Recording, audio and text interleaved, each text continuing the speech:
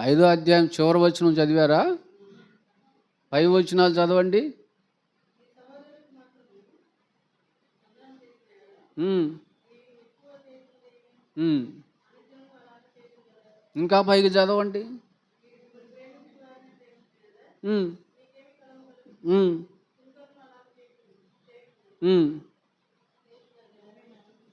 44 కూడా చదవండి. ఏంటంటే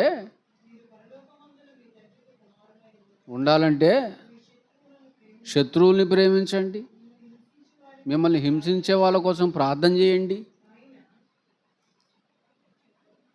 ఆయనలో ఏ భేదం లేదు. చెడ్డోళ్ళ మీద మంచోళ్ళ మీద కూడా సూర్యుని ఉదయింపజేస్తున్నాడు, వర్షాన్ని కురిపిస్తున్నాడు. మీరు ఆయనలాగా ఉండండి, అసూయ లేకుండా, పక్షపాతం లేకుండా. శత్రువులను కూడా ప్రేమించండి, హింసించే వాళ్ళ కోసం ప్రార్థన చేయండి. క్రీడుకు ప్రతి కీడు ఎవరికి చేయకండి, దూషణకు బదులు దూషణ చేయకండి.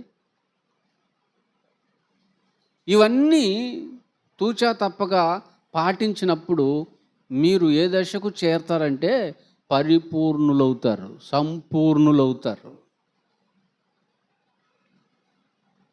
వాళ్ళు సంపూర్ణులు అన్నమాట. అంటే ఎన్ని పాటిస్తే మనం అలా ఉండగలుగుతాము, సంపూర్ణులుగా మనము ఉంటాము.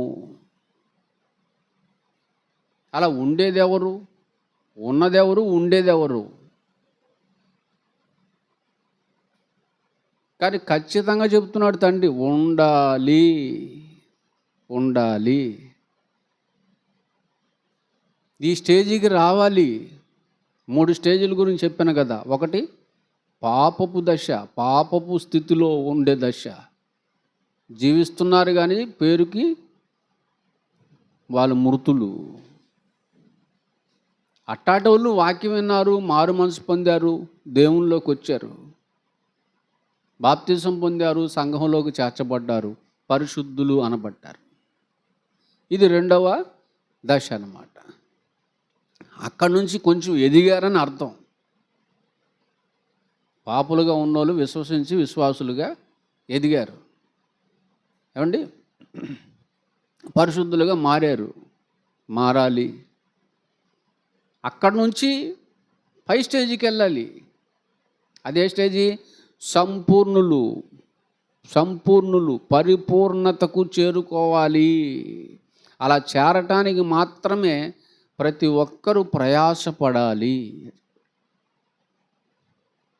ప్రయాసపడాలి. అలాంటి స్థితి కావాలంటే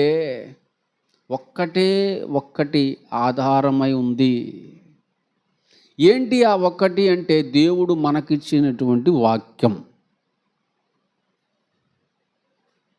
వాక్యమే మనల్ని ఆ దశకు తీసుకువెళ్తుంది. ఆ వాక్యం మాత్రమే మన చేయి పట్టుకొని మరీ నడిపిస్తుంది. ఒక దశ నుండి మరొక దశకు. అర్థమైందా ప్రియులారా? అదనమాట నడిపించగలిగేదిగా ఒకే ఒక్కటి. ఏంటది?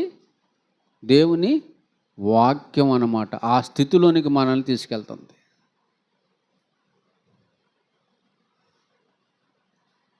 వాక్యంలోనికి, లోతులలోనికి,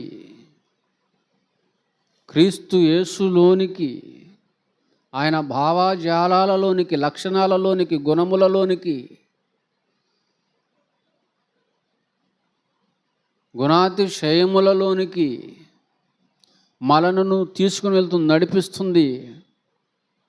అర్థమైందండి?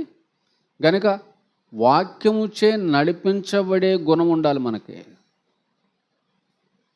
వాక్యముతో నడిచే గుణం ఉండాలి మనకి. ఇది చాలా అవసరమైనటువంటిది. కనుక మనల్ని పరిపూర్ణమైనటువంటి స్థితికి చేర్చేదేంటి? దేవుని వాక్యము.